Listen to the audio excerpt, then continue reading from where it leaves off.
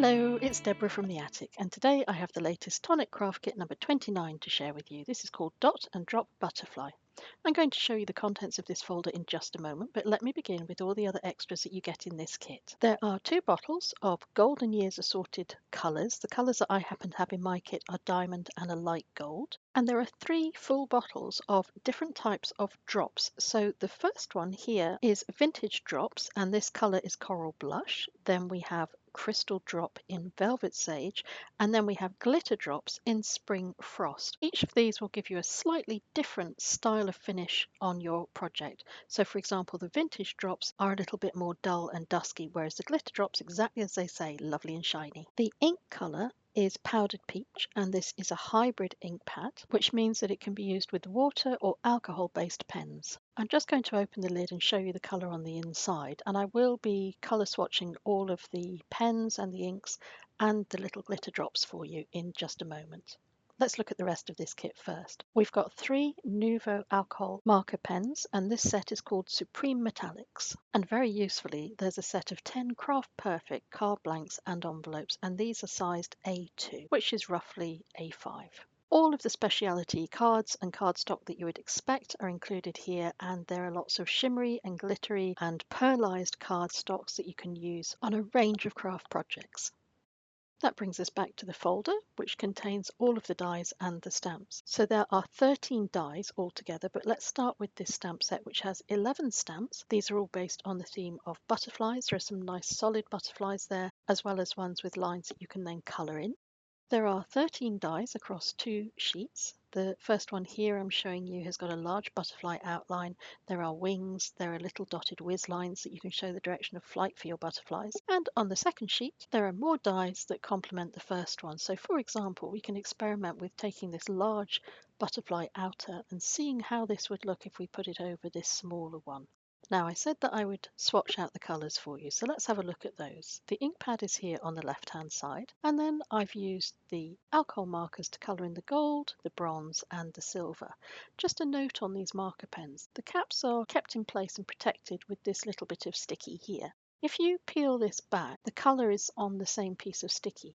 But if you cut this below the end of the cap, it means that you can release the cap and you can keep the colour showing on the side of your pen. That can be quite useful when they're lying on your desk and you're just grabbing quickly for them. And I've done some small domes using the glitter drops, the crystal drops and the vintage drops. I'm going to lift these up just a little closer and maybe give you an idea of how smoothly these dome over when they're just left to rest for a moment. That's what's in the kit. Let's see what we can make with it. For our first card, I've cut down some of the rose pearlized card from the kit, and I've lined up the largest of the dies and run it through my die cutter machine to get this result. I'm going to reserve the pieces that came from this die because we're going to use them in just a moment. I'm using the glittery cardstock now, and I'm preparing a selection of sizes of butterfly dies. I'm going to give myself some choices for which sizes I'll use on my finished card. I'm going to prepare my sentiment, and I've cut a strip of the green pearlized cardstock, and I'm going to use a StazOn ink. This is a plain black StazOn ink onto one of the sentiment stamps from the set. The reason I'm using a StazOn ink is because when you're stamping onto pearlized card, it's very easy for your ink to smudge, and that would spoil the effect. Because StazOn ink is so fast drying, it reduces that risk. With all of the elements prepared, I'm going to glue everything together. I've cut down my original piece of cardstock that I die cut from so that it's slightly smaller than a piece of the green pearlized card, which I've cut down as well. This is going to form the background, and it's going to mean that you can really see the image coming through the front of the card. I'm going to add lots of glue to make sure this sticks down really well. Now I'm going to reintroduce the elements that were cut from this die, and I'm going to replace 2 of the butterflies and a couple of the flowers as well. When you're gluing the really fine pieces down, it's a good idea to use a fine nozzled glue applicator. And I've used a stamping block to help me squash everything down and make sure it's stuck properly. On the reverse of my sentiment, I've added a thin strip of adhesive foam. This will raise the sentiment up ever so slightly from my card. I want my 2 glittery butterflies in the top right corner to have some dimension to them as well. So I've folded, just creased with my nail, either side of the body of the butterfly, and I've added glue just to the reverse of the body, and that way the wings aren't glued down flat onto the card. Finally, I'm going to take one of the card blanks from the card kit and I'm going to glue everything on top of that, leaving a thin white border around the outside. That makes the butterflies cut from the ivory glittery cardstock pop a little bit more. For the next card, I want to make use of all the really pretty stamps. So I've taken one piece of the cardstock which I've cut down. This had the slightly woven effect on one side, and I'm actually using the reverse of that. And I'm using a Wow stamp embossing ink pad to ink up the butterflies and one of the dragonflies, and I'm going to stamp up this piece of card. It's going to be very difficult for you to see until I get to the point where I add embossing powder. So let's skip to that. I'm using a Nuvo white embossing powder, and as I sprinkle it over the card you'll be able to see that I've confined my stamping to the centre of the card, and I'll flip this around so you can see it under the lights. I've got my heat gun and I'm getting this heated up to the ouch stage on my hand before I apply it to my inked background. All of the embossing powder is set now, and I'll try and wiggle this around under the light so you can see, but everything will be revealed in just a moment. I've taken the ink pad that came with the kit and I'm using a Nuvo brush.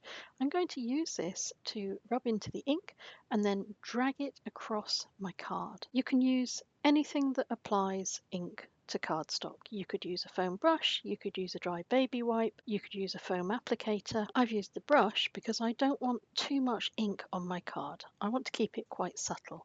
I hope you can see the embossing coming through because it really shows the leaves and the butterflies and everything that I've stamped onto my card. Now I'm going to add the butterfly wing dies from the kit, and I'm going to position them on either side of a butterfly body that I've embossed slightly off center on my card. I deliberately did it this way. I didn't want the butterfly to be too central. There's a couple of reasons for that. One is because later on when I add the sentiment, I want to have space for that in the bottom right hand side. And the other thing is I think it's a little bit more fun to have things that are slightly off center. It also gets you out of that tricky problem of measuring to make sure that things are centralized.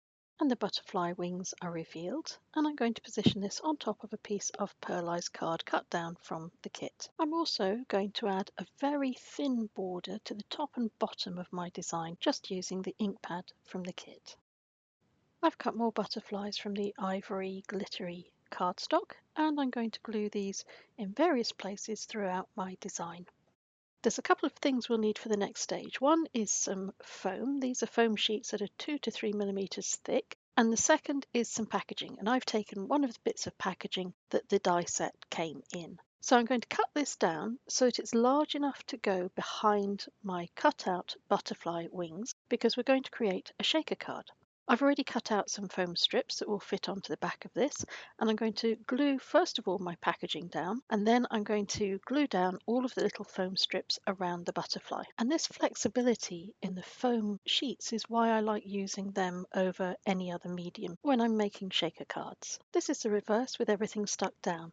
I've made sure there are no gaps in the outside of the butterfly, and this is going to contain the little sequins. And the rest of the card you can fill in gaps using little bits of foam that are left over to keep the card level. I have to work out where I want my sequins to go, so I'm going to position my hand, hold it steady, move the bottom card away, and then roughly I'm going to put in a few little sequins where I think they need to be. And I'm going to add in some of the pearlized sequins too. I'm going to add glue to all of the foam on the reverse of my card, and then I'm going to turn it over and line it up with where the sequins are. I'm going to place my stamp block over the top of that for a moment or two to give it a chance to dry properly, and then I'm going to make sure that everything jiggles that should jiggle.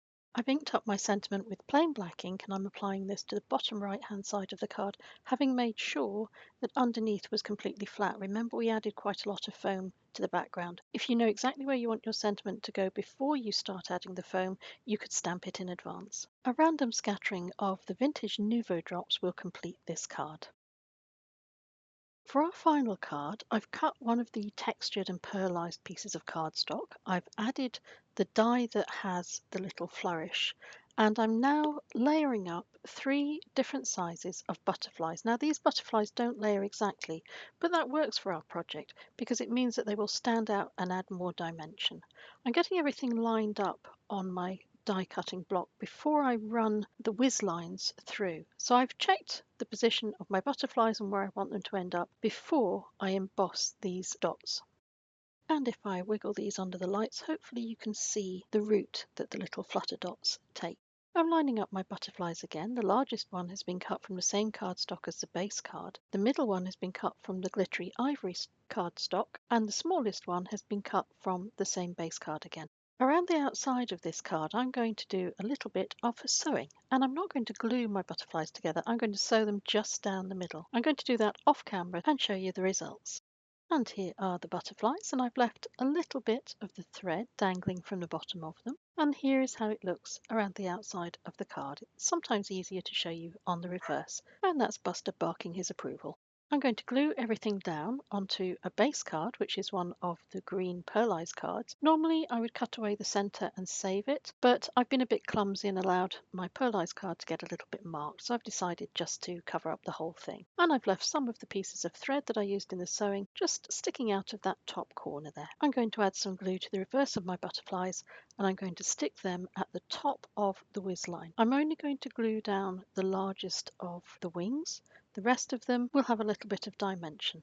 I've prepared a sentiment to show you how you could attach a sentiment to this card. So this is how it would look, and if I was adding this, I would have sewn this into the top layer as well. I want to use a sentiment that says happy birthday on it, but because that's not included in this kit, I'm not going to add it for the moment. I'm just going to leave that as an idea for you.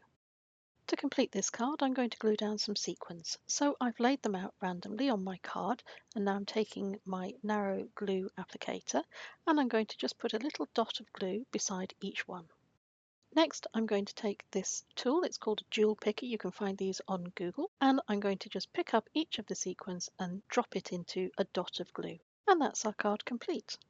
So I'm going to say thank you very much for your time as always. Thank you for watching. And until we meet again, take care.